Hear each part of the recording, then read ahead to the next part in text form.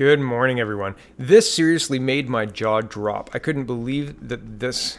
Now, a parliamentary press dinner is, I guess from my understanding, similar to the White House press dinner, right? It's a time to kind of joke and it's supposed to be funny. So Trudeau thought he was being funny here. But this isn't funny. It's not funny. It's shocking. Watch. Sometimes hear about liberal bias in the media these days, how they're constantly letting our government off the hook for no good reason. Frankly, I think that's insulting. It's clear that they let us off the hook for a very good reason, because we paid them $600 million. You don't get stellar headlines like these without greasing them. So I don't know if this is an official conservative ad. It's got conservative branding, but it doesn't look the way it usually does. The not as advertised doesn't look the way it usually does. And I don't know what Trump's doing here. Trump has nothing to do with this as far as I understand. But I mean, so it doesn't look like it's official to me, but it might be. Who knows? But joking or not, that's inappropriate. Really inappropriate. And if you're joking to the press, even the press were like, whoa.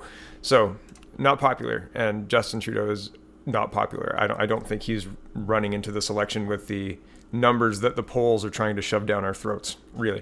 Here is an update to a story that I did the other day. I said that they weren't going to remove this candidate because what does Justin Trudeau really care? And well, here's Alexander Murphy proving me wrong. He's a PPC candidate, and he says, this just goes to show that no party is immune to bad people trying to infiltrate their ranks.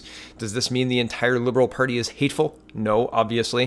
Funny how the same standard is not applied to the People's Party of Canada. And the Liberals dumped this candidate. So I said they weren't going to dump them, and they did dump him. So here's the CBC article, and it says, Liberals dump Quebec candidate after benign birth Conservatives allege anti-Semitic comments. And it says the Liberals have dumped a candidate in Quebec after Benign Birth Canada accused Hassan Gallet of making a number of anti-Semitic and anti-Israel statements. The insensitive comments made by Hassan Gallet are not aligned with the values of the Liberal Party of Canada, the party said in a media statement.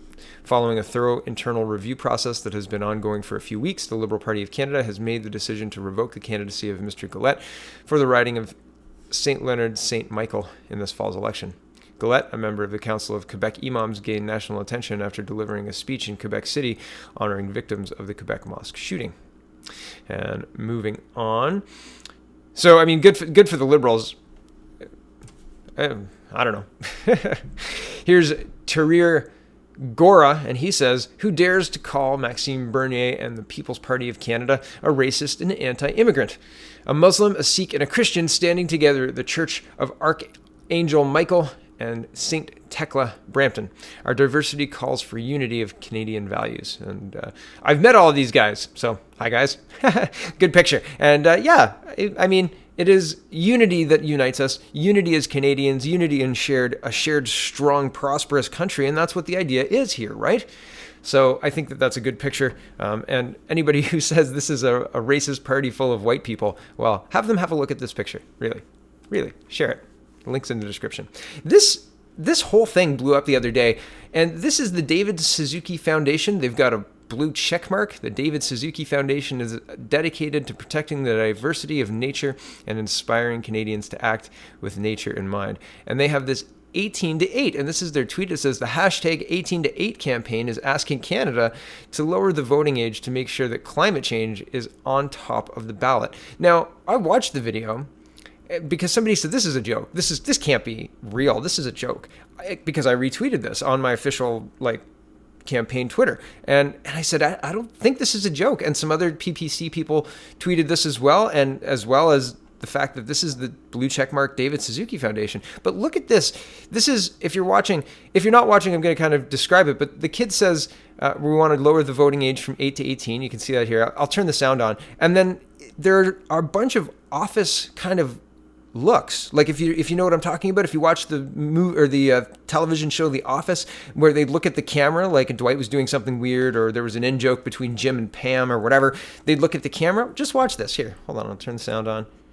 The voting age from 18 to 8. Let the kids vote!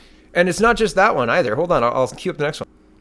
Okay, here's some song. This can't be, I don't know. Sorry, It's just a little pitchy, so let's try it again. You're pitchy. Okay, from the... I don't know if they're trying to be taken seriously. I was going to show you this. Oh, well, here's another thing. This is what the video opens on. This is insanity. Like, this is pure indoctrination. This is insane. Climate change, you're a threat. How many years do we have left? Excuse Right? That's inappropriate. If that gets shown at a school, I mean, come on. So I'm just going to show you the about and then the FAQ. About, like, I don't know if this is real, but the link is in the description. Have a look for yourself. 18 to 8 is a group of kids who have had it with grown-ups not voting for positive change. We're not going to sit back and watch while our future goes down the drain. That's why we're lobbying to lower the voting age from 18 to 8 to make sure climate change is on top of the ballot and voters' minds this federal election in October. We're mobilized, we're motivated, and full of sugar, and we're willing to use any tool at our disposal, from picketing to pitching tantrums. Right? Are you serious? Are you serious about the future of our planet? We need to reduce global emissions by half by 2030, and we're not on track. Time to get serious. This all just stinks, just like all of the other stunts, right? And so, like all of the other stunts being like the Greta Thunbergs who say we're doing this carbon free, but really they're flying 2 people over from Europe to pilot the boat back. Like, and how much CO2 did the boat cost to make, right? Like, this was hardly a zero CO2 journey. And the captain and all the food and living for 2 weeks on a boat, I mean, that generates CO2, guys. So anyway, it's interesting. All of these stunts look well-funded, well-coordinated, have blue checkmark Twitter accounts tweeting them out, and these insane, like, well-produced videos. An 8-year-old did not produce this. A group of 8-year-olds didn't produce this. A group of 10-year-olds didn't produce this. Sorry, it's just not true. Like, if you look at this, not true. And a bunch of people on Reddit have done this is connected to very, very well-funded green groups, right? And other groups that are saying, you know, we need to do this to save our planet, etc. So this doesn't look genuine. This looks manufactured. And it looks like a joke. It looks like a joke. Really. The whole thing.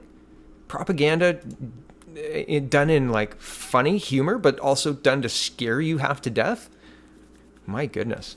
The last little bit I'm going to leave you with today. This is a lawyer from Quebec, and I hadn't seen his videos before, but he's got a lot of subscribers. He's well liked, a lot more subscribers than me. He's up around amazing poly territory, but he looks at the Justin Trudeau's massive conflict of interest through a legal lens, and his legal chops are much, much sharper than mine, and his breakdown is interesting. And he's at a wedding, so he's done all the research, and he's got like mud on his jeans, on his suit knees. I was like, man, you're dedicated to this. So well, I've got a few vlogs to put out from weddings to compete with Viva Fry.